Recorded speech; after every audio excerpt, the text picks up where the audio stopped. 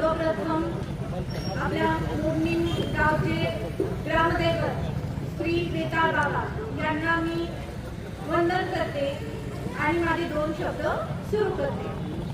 आदरणीय व्यासपीठावर विराजमान सर्व मान्यवर आणि माझ्या बंधू भगिनींनो आणि मातांनो आणि पत्रकार बंधूंनो, तुमच्या सर्वांचं मी या ठिकाणी स्वागत करते.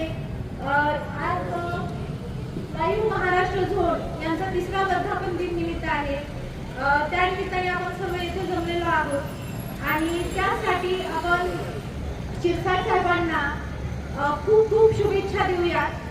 आणि सर्वांना माहितीच आहे की पत्रकारिता हा लोकशाहीचा 4था स्तंभ आहे आणि हा स्तंभ खरंच खूप मजबूत असणं अत्यंत गरजेचं आहे.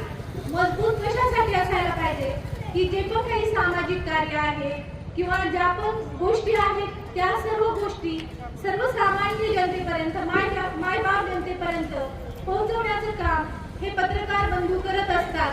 आणि यासाठी त्यांना खूप म्हणजे एक त्याच्यामध्ये खूप धैर्य लागतं, सामर्थ्य लागतं, निर्भीडता लागते, निष्पक्षता लागते, त्यांच्यामध्ये जिज्ञासू वृत्ती लागते. तर ह्या सर्व गोष्टी आपल्या इकडच्या सर्व पत्रकार बंधूंमध्ये मला दिसून येते. आणि आपल्या शिरसाट साहेबांबद्दल सुद्धा मी आता बरंच ऐकलं.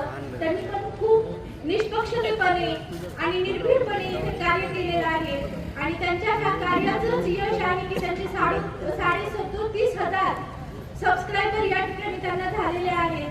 आणि अशीच त्यांची उत्तरोत्तर प्रगती होत राहो अशी मी ईश्वरचरणी प्रार्थना करते आणि माझे 2 शब्द थांबवते. Thank you so much. धन्यवाद.